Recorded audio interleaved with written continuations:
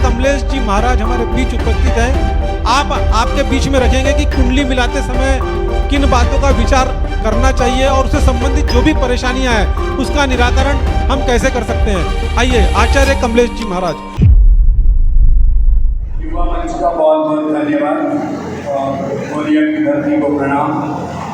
आप सभी लोग यहाँ उपस्थित हैं, आप सबका बहुत आभार है। आपके पूर्वजों को भी प्रणाम है जिन्होंने आपको ये संस्कार दिया, तो आप समाज के बुलावे पर इकट्ठा हुए।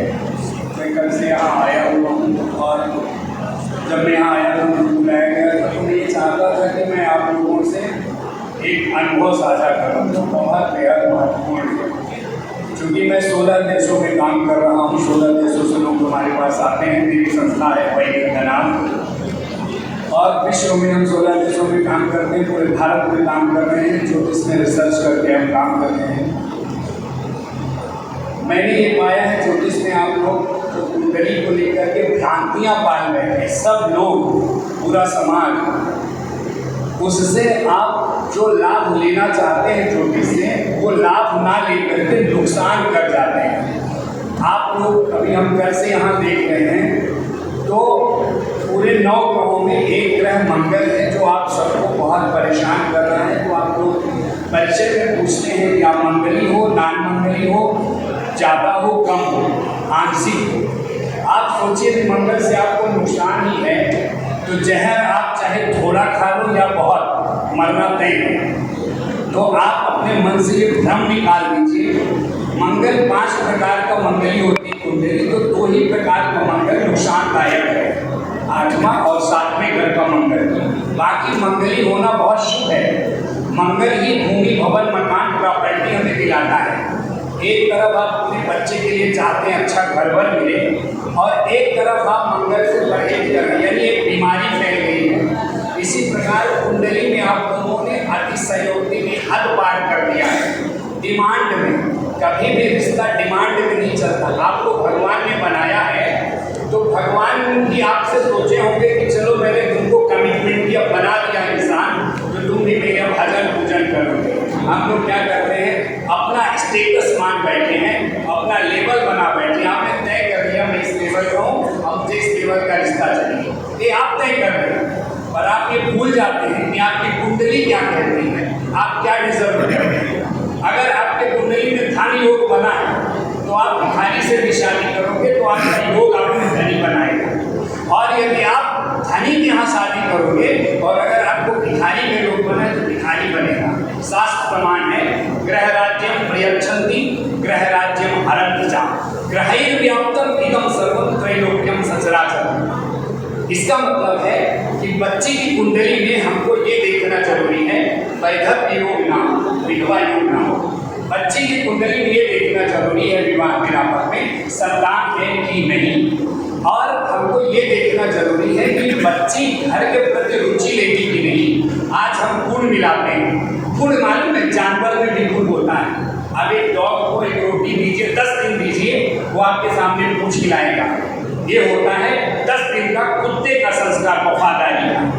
आप अगर अपने बच्चे को 25 साल में संस्कार नहीं दे पाए कि एक लड़की की इज्जत कर पाए जिसको भगवान ने रचा है और आप उसमें पसंद और रुचि रखते हैं, तो याद रखिए जो रुचि से चलता है ना उसका जीवन कभी बैलेंस नहीं। इसीलिए हमको नीति से चलना है, नैतिक मूल्यों के सिद्धांतों को, नैतिक सिद्धांत को हमको अपनाना है। और नैतिक सिद्धांत कहता है 25 वर्ष के अंदर यदि आओ लेट भी हो जाए तो आपकी शादी हो जाए। दुर्भाग्य है मानव समाज का जो डंका पीटता है कि हम मनुष्य समाज से बिलोंग करते हैं या हम इस समाज से। हमारा एक बुजुर्ग होता था जब हम मारवाड़ी समाज में हैं, चूँकि हम मारवाड़ियों की रोटी खाते हैं तो हम कर्जदार है बता दें, तो हम जब से शुरू किए हैं 20 साल पहले, अगर कोई उस समय 80 साल का बुजुर्ग था तो टसन से गद्दी में बैठा रहता था विदाउट एनी इंटरनेट कनेक्शन और मोबाइल के, वो अपना मैसेज एक दूतों के द्वारा भेज देता था, रिश्ता हो जाता था। और जब से आपने ये बाजारों शिक्षा पढ़ लिया, डिग्री खरीद लिया बाजार में, जो संस्कार विहीन है, तो मनुष्य के मूल्य का आप आकलन ही नहीं कर पाते। और आप बच्चों को संस्कार नहीं देते हैं कि बच्चे कल पूछ रहे थे, कोई एक प्रश्न आया बेहद दर्दनाक लगा मुझे, तब से मैं अंदर ही अंदर खौल रहा था कि आपको कैसी बहू चाहिए और लड़की को कैसा पति चाहिए, कि घरेलू चाहिए या नौकरी वाला चाहिए। क्या घरेलू के अलावा तो पर्यायवाची बाजारू होता है, तो क्या आप बाजारू हैं? तो सबको घरेलू ही, पत्नी घर के लिए चाहिए, पत्नी गृहिणी के लिए चाहिए। पत्नी हमारी लक्ष्मी है, पतना त्रायते तेजो पत्नी, हमारे घर को पतन से बचाने के लिए जो आए वो पत्नी है। और हमें इस प्रकार का मिलापट करना चाहिए।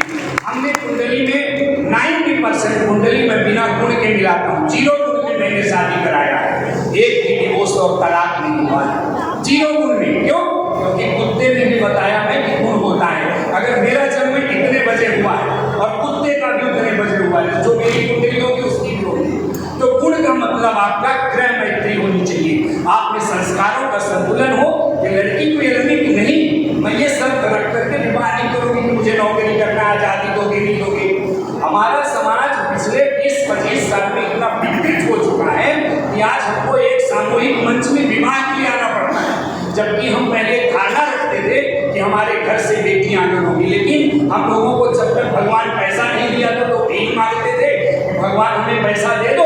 अब पैसा दे दिया तो उसका कंट्रोल ही नहीं होता, दिखाने में तो आप डिस्टेंस मैरिज कर रहे हैं, आप खुद अपनी लड़की को बाहर भेज देंगे। आप क्या सोच रहे हैं कि आप कोई अच्छा कर रहे हैं? इसलिए आज चुनाव है कि आप लेट हो चुके हैं। 35 वर्ष के बाद विवाह होता है। आप जब टाइम में आपकी शिक्षा में ये संस्कार नहीं आया कि आप 25 साल में पौष्टिक संतान को जन्म देंगे, आपका खाना पीना, पहनना, ओढ़ना, बोलना, बातचीत सब कुछ हाइब्रिड है, मिक्स है, नकली, दोगला हो चुका है।